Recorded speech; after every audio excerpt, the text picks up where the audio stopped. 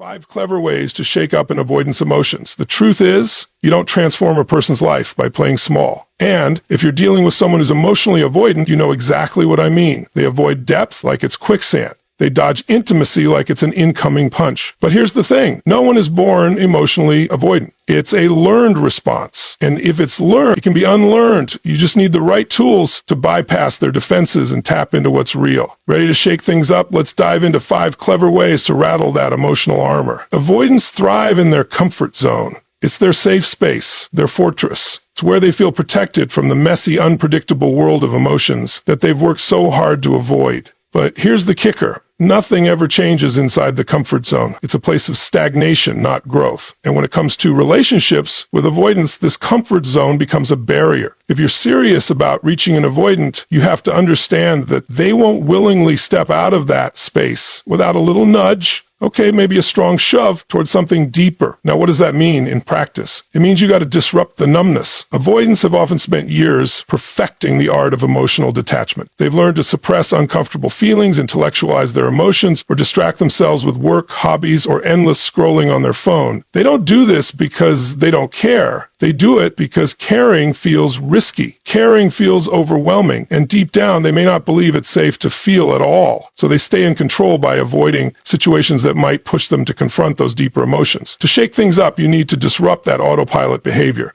You're not going to get through to an avoidant by being passive or overly accommodating. That only reinforces their belief that they can keep you at arm's length without consequence. Instead, you need to challenge them in a way that makes them pause, reflect, and reconsider their default patterns. One way to do this is by asking bold, unexpected questions that break through their surface-level responses. Instead of asking how their day was, ask what excites them about life right now. Instead of skimming past their vague answers, press gently but firmly for more depth. Sometimes, avoidants need to be reminded that there's more to life than playing it safe, and that someone is willing to meet them there beyond the shallow waters. But it's not just about what you say, it's about how you show up. An avoidant won't respond to challenges from someone who seems unsteady, emotionally reactive, or needy. They're wired to pull back when they sense intensity or chaos. That's why you have to challenge their comfort zone while staying grounded in your own emotional stability. If they retreat, don't chase. If they throw up a wall, don't try to tear it down with sheer force. Instead, hold your ground. Let them feel the tension of your presence without trying to fix or smooth things over. This tension can be uncomfortable, but it's also where change happens. Another powerful way to challenge an avoidance comfort zone is to model vulnerability in a way that feels authentic and non-threatening. Many avoidants are drawn to people who can express their emotions openly because deep down they crave that kind of freedom, but it also terrifies them. So when you share something vulnerable, do it without expectation. Don't demand an immediate response or try to drag them into a deep conversation they're not ready for. Instead, plant the seed. Show them that vulnerability isn't as dangerous as they think. Over time, this can create a subtle but profound shift in their perspective. It's also important to challenge avoidants on their tendency to avoid conflict or tough conversations.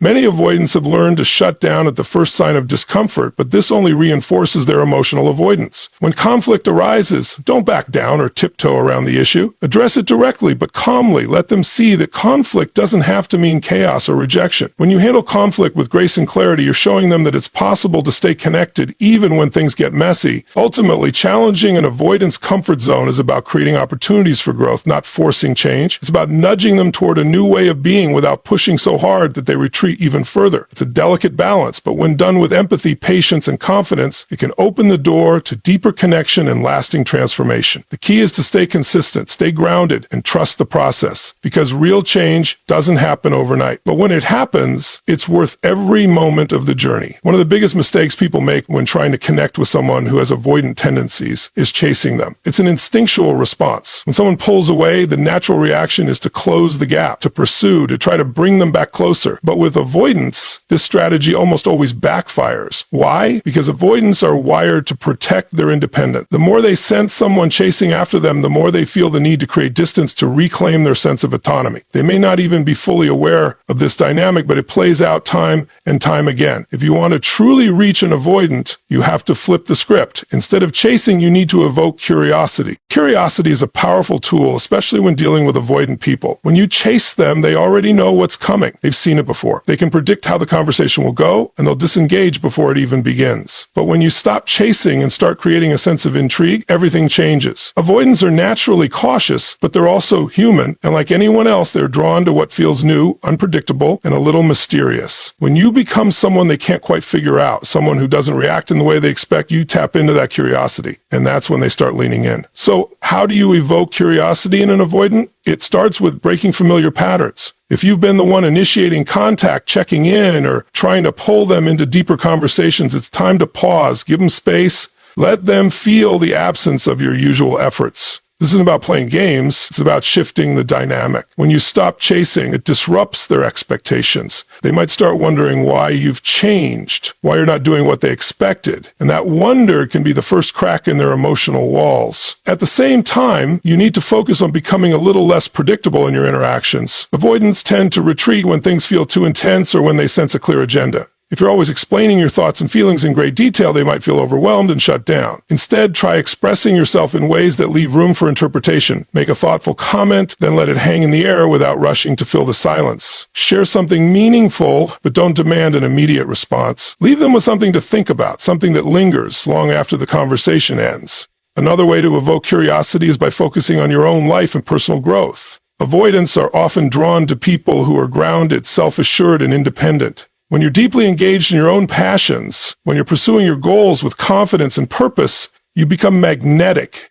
You're no longer someone who seems to need their attention or approval. You're someone who's thriving on your own terms. And that kind of energy is hard to resist. It creates a sense of intrigue because it signals that you're not waiting around for them. You're living your life and they have to decide whether they want to be part of it. It's also important to remember that evoking curiosity isn't about withholding your emotions or pretending to be someone you're not. It's about shifting the focus away from trying to fix or manage the avoidance feelings and toward creating a dynamic that feels fresh, engaging, and unpredictable. When you stop chasing, you free yourself from the exhausting cycle of trying to control the outcome. You let go of the need for immediate validation, and that in turn makes you more emotionally resilient. Avoidants are used to people either chasing them or giving up on them. When you do neither, when you stay present but grounded, engaged but independent, you become something different. You create a sense of tension, not the kind that leads to conflict, but the kind that sparks curiosity and attraction. Over time, this tension can open the door to deeper connection because it allows the avoidant to approach you on their own terms, at their own pace. And when they do, it's not because they've been pressured or pursued, it's because they genuinely want to know more. And that's where real connection begins. Connecting with someone who has avoidant tendencies requires a subtle yet effective approach. One of the most powerful ways to break through their emotional walls is by mirroring their energy, but with a twist. Avoidants often function in a logical, calm, and sometimes distant manner. They tend to steer clear of heightened emotional displays because such situations feel unpredictable and overwhelming. If you come at them with intense emotions or direct demands for closeness, it can trigger their defenses, causing them to pull back even more. But if you match their calm demeanor, you can establish a sense of familiarity that lowers their guard. Once that connection is in place, you can gently guide the interaction toward more depth by gradually introducing emotion into the conversation. When you mirror someone's energy, you create a feeling of safety. Avoidants are hyper-attuned to emotional cues, and they're quick to pick up on tension or urgency by matching their energy, whether it's their calm tone, their measured pace of speaking, or their focus on facts rather than feelings. You're sending a subtle signal. I'm not here to overwhelm you. I'm here to meet you where you are. This helps to disarm their instinct to retreat and makes them more open to engaging with you. However, the key to making this strategy effective lies in the next step. Flipping the energy once you've established that initial sense of safety. This doesn't mean suddenly becoming overly emotional or intense. It means introducing small doses of emotional presence in a way that feels natural and non-threatening. For example, after mirroring their calm tone for a while, you might share a brief, heartfelt story about something that matters to you, or you might make a simple, vulnerable statement like, I've been thinking a lot lately about how important it is to really be present with the people we care about. These subtle shifts can plant seeds that nudge the conversation in a more meaningful direction without feeling like an ambush. One reason this approach works is that people tend to mirror the energy of those around them, often without realizing it. When you stay calm but start to express gentle emotions, the avoidant may unconsciously begin to mirror that back. They might soften their tone, lean in a little more, or share something they wouldn't normally disclose. This doesn't happen overnight, but over time, time, these small shifts can lead to deeper emotional connection. It's also important to be patient during this process. Avoidants are used to keeping their emotions tightly controlled, and they may not respond immediately to your efforts.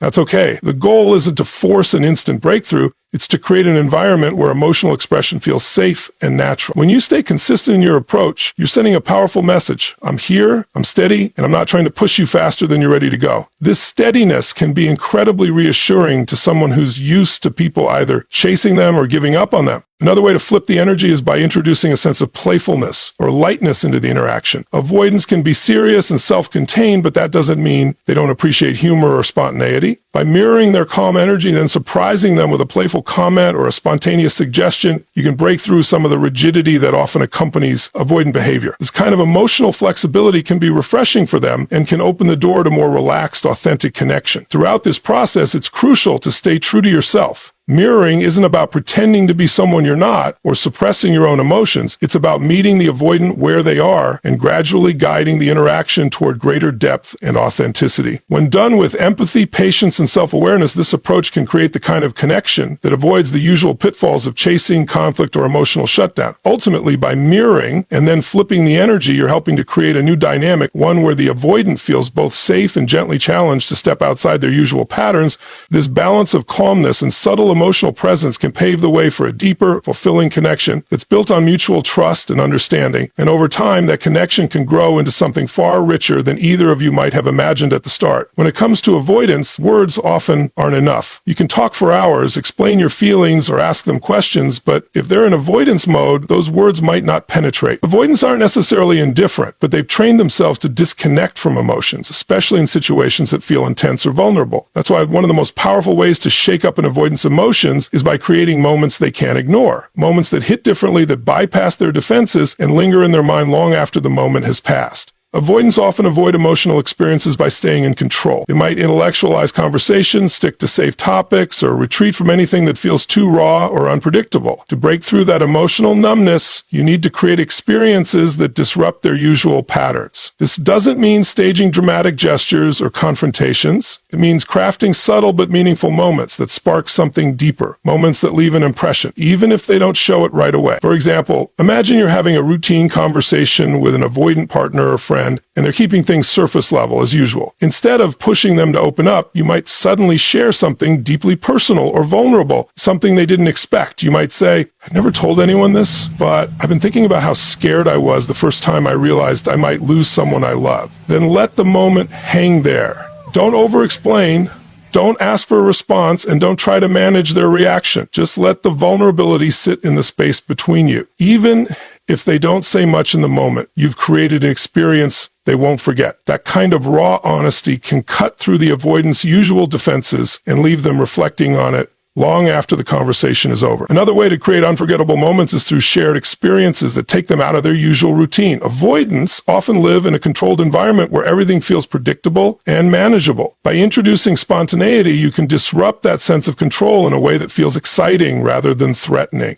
It might be as simple as suggesting an impromptu road trip, taking them to a place with a breathtaking view, or surprising them with something thoughtful that shows you've been paying attention to their likes and interests. These experiences create emotional imprints because they stand out from the ordinary. And when someone experiences something unexpected and meaningful, it's harder for them to stay disconnected. Physical presence can also play a big role in creating moments that resonate. Sometimes avoidants disconnect from conversations because they're overwhelmed by verbal exchanges, but physical presence, whether it's a quiet hug, a gentle touch, or simply sitting in comfortable silence, can communicate things words can't. If you can create a moment where they feel safe and connected without the pressure of having to talk or explain themselves, it can open the door to deeper emotional connection. Timing is key when it comes to creating these moments. You don't want to force them when the avoidant is feeling especially withdrawn or defensive. Pay attention to when they seem more relaxed or open, and look for opportunities to introduce small but impactful experiences.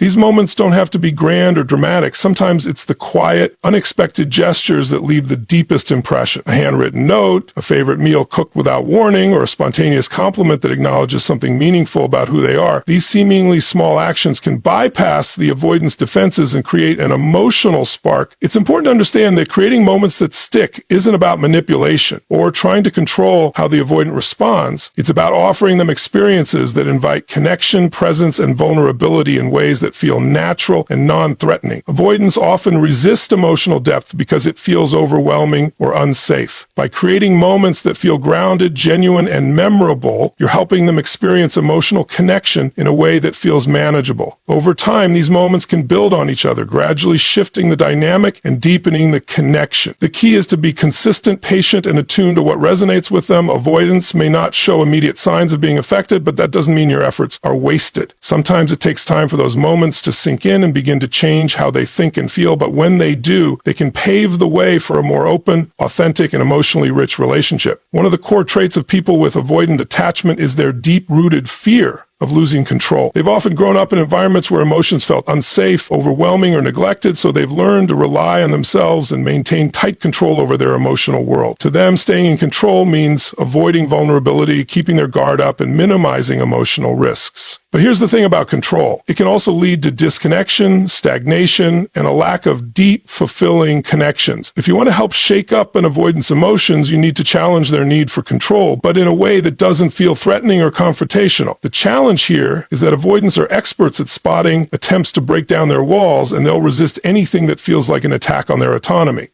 That's why you need to be strategic. You're not trying to overpower their defenses or force them to change overnight. Instead, you're inviting them to step outside their usual patterns and experience something different. You're creating opportunities for them to loosen their grip on control just enough to let something new in. One effective way to do this is by introducing unpredictability. Avoidants often find comfort in routines, predictability, and maintaining emotional distance. When they know exactly how a conversation will go or how you'll react, it reinforces their sense of control. But when you introduce an unexpected element, a surprising comment, a playful challenge, or an unpredictable action, you disrupt that control in a subtle but powerful way. For example, if they're used to you always being available, try stepping back for a while and focusing on your own passions. If they expect you to avoid difficult topics, gently bring up something meaningful and see how they respond. By breaking the patterns they've come to expect, you create an opening for something new to emerge. Another way to challenge their need for control is by modeling emotional flexibility. Avoidants often keep their emotions tightly contained because they fear being overwhelmed or losing control. But when you demonstrate that it's possible to experience strong emotions without falling apart, you're subtly showing them a different way of being. This might mean sharing your feelings in a calm, grounded way without expecting them to respond right away. It could mean expressing vulnerability without pressuring them to reciprocate. When they see that you can handle your emotions with grace and resilience, it challenges their belief that emotions are dangerous or uncontrollable. At the same time, it's important to create a sense of safety and stability. Challenging an avoidance need for control doesn't mean creating chaos or unpredictability in every interaction. If they feel constantly off balance, they're more likely to retreat further into their shell. The key is to find a balance between predictability and surprise, between safety and challenge. For example, you might maintain a consistent presence in their life while occasionally surprising them with small acts of spontaneity. Or you might keep conversations light and casual most of the time, but occasionally bring up something deeper when the moment feels right. This balance helps to create a dynamic where they feel both secure and intrigued. It's also helpful to challenge their assumptions about connection and independence. Many avoidants believe that being in control means being self-reliant and emotionally distant. They may fear that letting someone in will mean losing their sense of autonomy. To counter this, you can gently challenge those beliefs by showing them that connection doesn't have to mean enmeshment or loss of independence. You can do this by maintaining your own independence while staying emotionally present in the relationship. Let them see that it's possible to be close to someone without losing yourself in the process. Over time, these small challenges to their need for control can create cracks in their emotional armor. They might start to question whether their usual patterns are really serving them or whether there might be another way to experience connection. This process won't happen overnight, and it won't always be linear. There may be moments of progress followed by moments of retreat, but if you stay consistent, patient, and grounded, you can help create an environment where real change becomes possible. Ultimately, challenging an avoidance need for control isn't about taking control away from them. It's about helping them realize that they don't need to hold on so tightly. It's about inviting them to loosen their grip just enough to let love, connection, and emotional depth flow into their lives. And when that happens, it can be transformative, not just for them, but for the relationship as a whole. When dealing with someone who has avoidant tendencies, one of the most frustrating experiences can be their ability to shut down and detach emotionally when things get difficult. This detachment isn't necessarily a conscious choice. It's often an ingrained defense mechanism that kicks in when they feel overwhelmed, vulnerable, or out of control. control. If you want to truly connect with an avoidant and create emotional shifts that stick, you need to find ways to ground them in the present moment. The present moment is where true connection happens, where defenses can soften, and where they can experience emotions without feeling like they're drowning in them. Avoidants often live in their heads. They intellectualize emotions, analyze situations from a distance, and disconnect from feelings when they get too intense. To break through this detachment, you need to gently guide them back to their bodies, to their senses, and to the here and now. One of the most effective ways to do this is by creating sensory experiences that anchor them in the present. This could be as simple as taking them on a walk in nature where they can feel the sun on their skin, hear the rustling of leaves, and breathe in the fresh air. It might mean sharing a quiet moment of mindfulness together where you both focus on your breath and let go of distractions. These kinds of sensory experiences can help avoidants reconnect with their emotions in a way that feels safe and manageable. Touch can also be a powerful tool for grounding an avoidant in the present moment. Avoidants can be wary of physical closeness, especially if it feels emotionally charged. But gentle, non-threatening touch can sometimes communicate more than words ever could. This might mean a brief, supportive hand on their shoulder, a light touch on their arm during a conversation, or a quiet hug when they seem especially distant. Physical touch, when offered without pressure or expectation, can help them feel more present in their bodies and less stuck in their heads. Another way to ground an avoidant in the present moment is through humor and playfulness. Avoidants often carry a lot of unacknowledged anxiety, which can make them hypervigilant and overly serious. By bringing lightness and playfulness into your interactions, you can help disrupt that tension and bring them back to the present. This might mean sharing a funny story, making a playful comment, or suggesting a spontaneous activity that gets them out of their usual headspace. Laughter is a powerful way to release tension and create a sense of connection, and it can help avoidants relax and let their guard down. It's also important to stay present and grounded yourself when interacting with an avoidance. Avoidants are highly attuned to other people's emotional states, and if you're anxious, frustrated, or trying to control the outcome of the interaction, they'll pick up on it, and it will likely trigger their defenses. But if you can stay calm, centered, and fully present, you create a space where they can feel safe enough to drop their guard. This means managing your own emotions, staying mindful of your body language, and practicing active listening without rushing to fill silences or steer the conversation in a particular direction. Creating grounding experiences isn't about forcing the avoidant to open up or confront their emotions head on. It's about offering them gentle, consistent reminders that it's okay to be present, to feel, and to connect. Avoidants have often learned that emotions are overwhelming and uncontrollable, so part of grounding them in the present moment is showing them that it's possible to experience emotions without being consumed by them. By staying steady, present, and emotionally regulated yourself, you can help them experience a different kind of emotional dynamic, one that feels safe, grounded, and connected. Over time, these grounding experiences can help an avoidant start to shift their relationship with emotions. They may not become fully comfortable with vulnerability overnight, but they may begin to notice that being present with their feelings doesn't have to be as scary as they once thought. And as they start to experience more moments of connection and presence, they may become more open to deepening their relationship and letting their guard down a little more each time.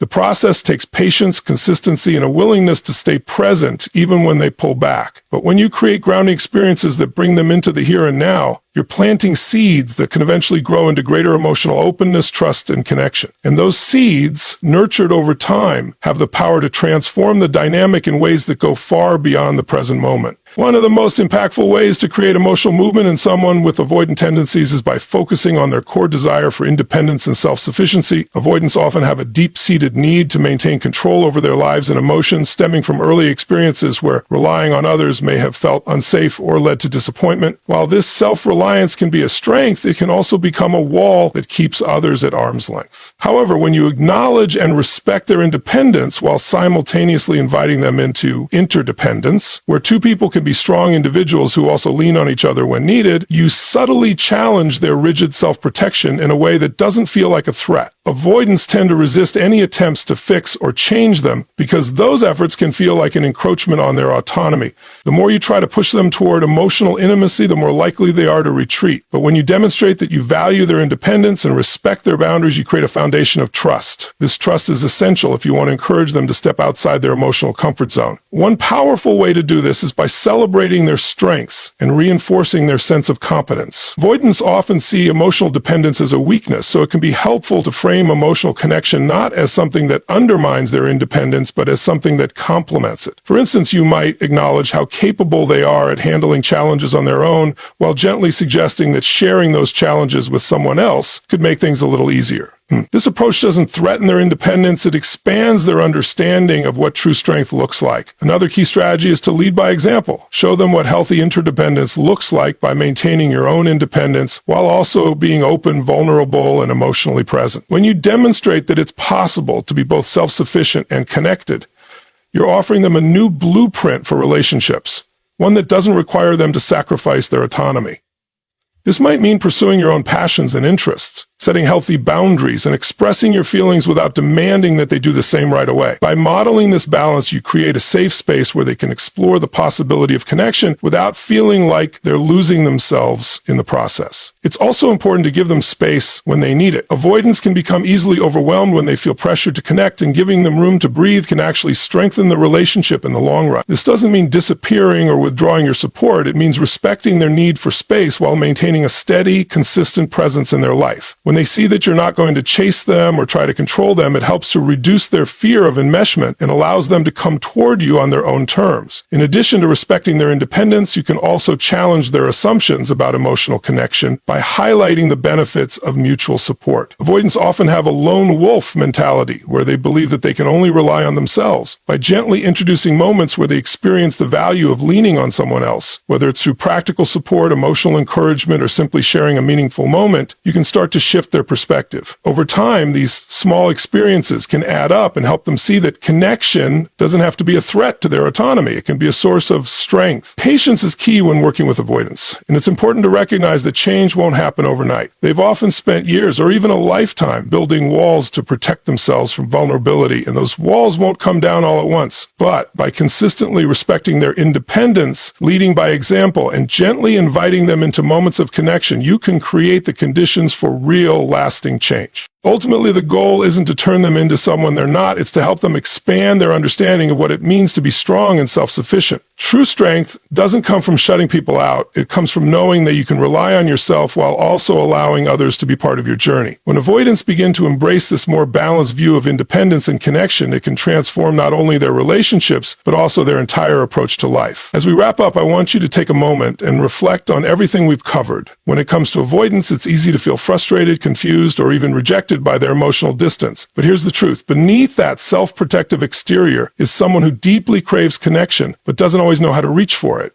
The key isn't to push harder, demand more, or try to change them overnight. It's to create emotional movement in subtle but powerful ways that invite them to soften, to open up, and to experience something different. By shifting your approach, you're not just helping them, you're transforming the entire relationship dynamic. Whether it's through creating unforgettable moments, grounding them in the present, or showing them the beauty of balanced independence, you have the power to spark meaningful change. Remember, this process takes patience, consistency, and a whole lot of self-awareness. But when you stay the course, those small shifts can lead to profound breakthroughs. And as you walk this path, don't forget to take care of yourself. You can't pour from an empty cup, and your own emotional well-being matters just as much as theirs. Keep showing up with love, strength, and authenticity, and you'll be amazed at how things can start to shift, not just for the avoidant in your life, but for you too. Thank you for your time, your energy, and your willingness to explore this powerful journey of connection and emotional depth. Remember, transformation doesn't happen all at once, but it starts with awareness, intention, and a single courageous step.